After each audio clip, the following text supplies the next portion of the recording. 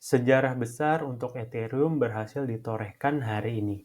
Ya, tepat 15 September 2022, Ethereum berhasil pindah dan berjalan di jaringan barunya yang berbasis Proof of Stake, yang sebelumnya sempat beberapa kali tertunda. Untuk kalian yang belum tahu apa itu Ethereum Merge, mari kita ulas bersama. Namun sebelumnya, kita bisa pause sejenak untuk baca disclaimer ini dulu, dan jangan lupa untuk like, share, dan subscribe jika kalian suka video ini. Oke, sekarang kita lanjut.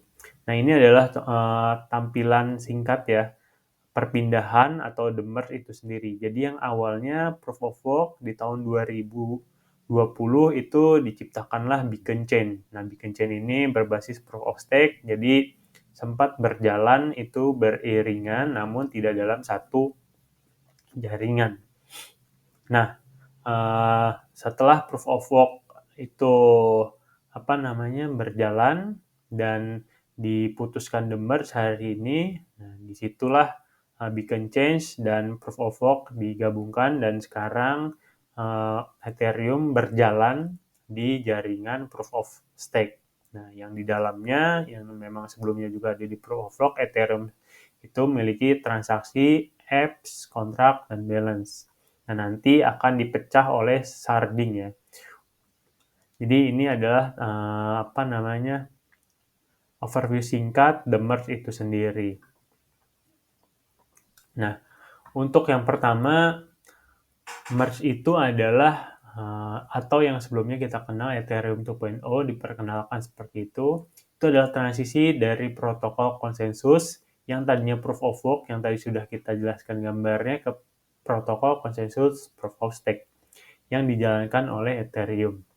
Nah, dengan Proof of Stake, maka Ethereum tidak lagi bergantung kepada proses mining yang mengkonsumsi banyak energi untuk menciptakan blok. Jadi, dengan adanya Proof of Stake ini bisa lebih hemat ya untuk Ethereum itu tercipta tiap bloknya tanpa harus mengorbankan listrik ataupun mining oleh para miner.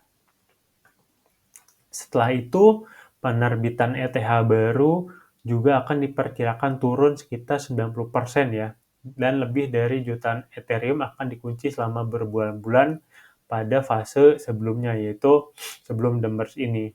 Hal ini diharapkan untuk meningkatkan kelangkaan Ethereum dan akan memicu kenaikan harga. Yaitu yang terjadi di 2020 ya. Nah, nantinya ke depannya Ethereum ini bakal semakin sedikit lagi penerbitan barunya karena Proof of Stake sudah berjalan hari ini. Dan selain itu, konsensus dari Proof of Stake, menurut Ethereum Foundation, konsumsi energi Ethereum akan menurun 99,95%, menjadikannya jauh lebih ramah lingkungan dibandingkan dengan Proof of Work yang sebelumnya digunakan. Jadi akan lebih ramah lingkungan, karena memang seperti kita tahu sendiri, salah satu kelemahan Bitcoin ataupun Ethereum yang berjalan di Proof of Work itu tidak ramah lingkungan ya. Itu. Oke, untuk keuntungannya apa sih setelah Ethereum pindah? Nah, yang tadi sudah disebutkan ya, dia akan ramah lingkungan karena sekali lagi, apalagi di era krisis seperti ini, energi itu salah satu hal yang dikonsiderasi di banyak negara ya, karena negara sekarang banyak yang memang kekurangan atau defisit dari energi itu sendiri. Ya, jadi kita bisa mengurangi jumlah pemakaian energi listrik untuk menciptakan blok di jaringan Ethereum.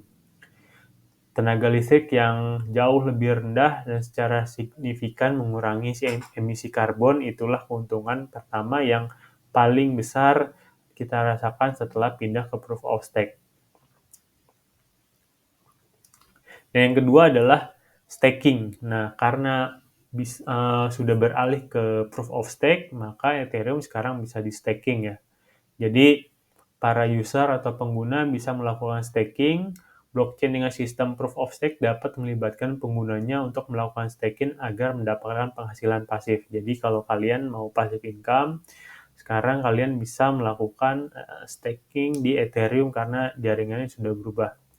Dan keuntungan yang terakhir adalah mengundang whale lebih banyak. Nah, karena Whale itu sendiri adalah salah satunya institusi besar ya. Institusi besar tuh biasanya malas masuk ke koin yang proof of work seperti Bitcoin ataupun Ethereum karena memang secara kebijakan itu kalau proof of work itu bertentangan dengan kebijakan perusahaan itu sendiri karena ya tadi ya tidak ramah lingkungan lah, menghabiskan energi yang begitu banyak. Nah, dengan beralihnya Ethereum menjadi proof of stake, nah itu bakal menjadi pemikiran ulang ya untuk para institusi itu masuk ke Ethereum agar mereka bisa